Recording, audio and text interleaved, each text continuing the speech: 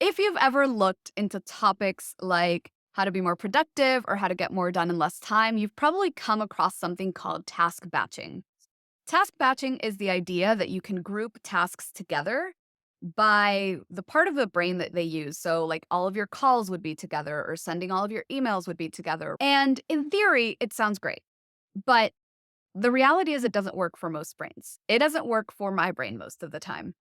And the reason is because when you're a person who has limited executive functioning or limited spoons or limited energy, doing all of your calls together, if that is a task that is draining for you, you are going to end up burnt out and exhausted by the end of the day. And it might take you a few days to recover, right? So I want to talk to you about ways that you can batch your tasks that work for neurodivergent brains.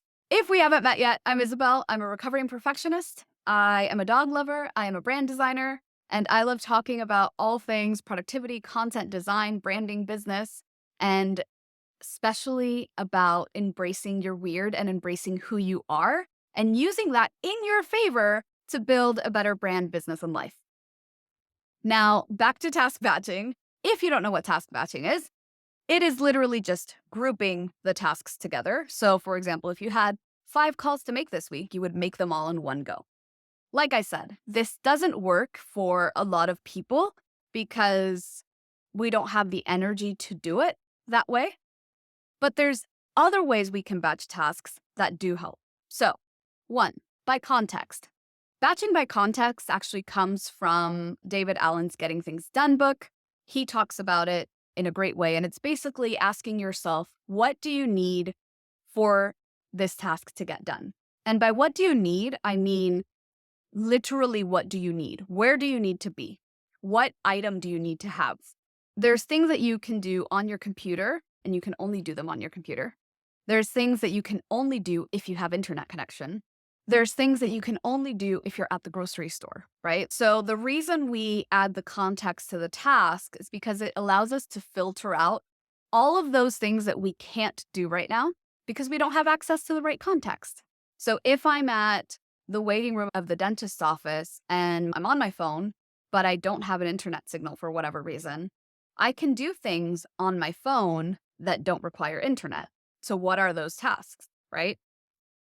That's the first thing, context. Second thing, by part of the process. This is the traditional task batching, right? This is I'm going to batch by writing all of my content, and then I'm going to edit all of my content.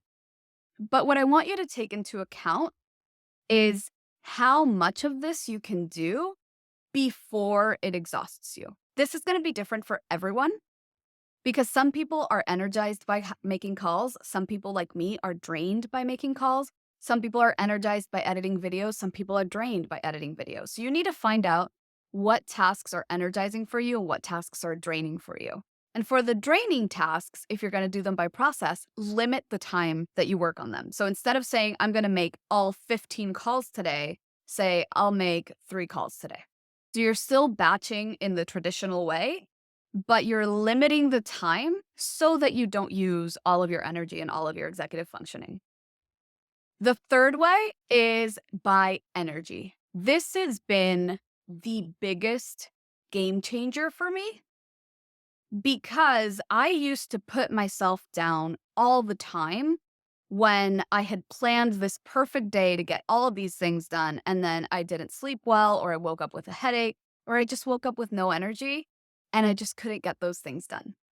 Now, all of my tasks have a little energy signal, and I have 3 of them. So I have like zombie, aka I have no energy.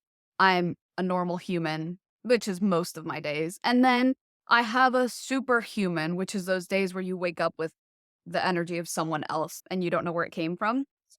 And so when I wake up now and I'm like, I have no energy today, I just filter my tasks and I just select zombie, and it'll only show me things that I know I can work on even when my energy is low. And again, these tasks are going to be different for different people. There's tasks that are going to be harder for you, tasks that are going to be harder for me. And so how you categorize whether they're superhuman or zombie is completely up to you. But it helps me get things done every day, even when I don't have as much energy. I'm still moving forward on the things I want to move forward on. And then the last one is doing batch days instead of batching tasks. Mm, Now, this one is great for ND humans, neurodiverse humans, because it allows you to say, on Tuesdays, I work on content.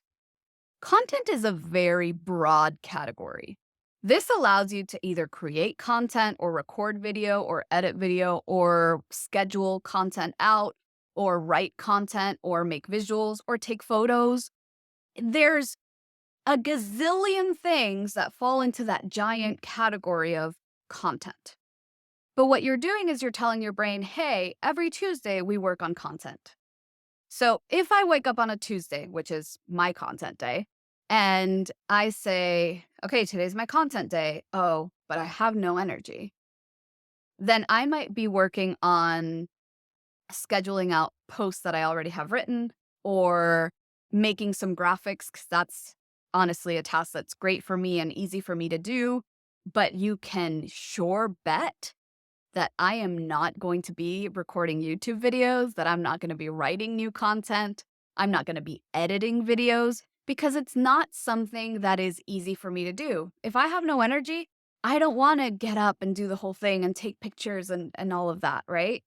What I want to do is just lay down in my bed on my computer and do whatever I can do from bed, from my laptop without moving. And so batching by days allows for a lot more ease and flow into what that day could be for you. And sometimes it's going to be a superhuman day and you're going to knock out 15 TikToks and 18 YouTube videos and 33 written posts somehow. And sometimes all you're going to do is schedule content out. And that's okay because you still worked on content. I hope that this was helpful. If you liked this video, please like, comment, and subscribe. I make videos like this every single Friday. And yeah, I hope this was helpful.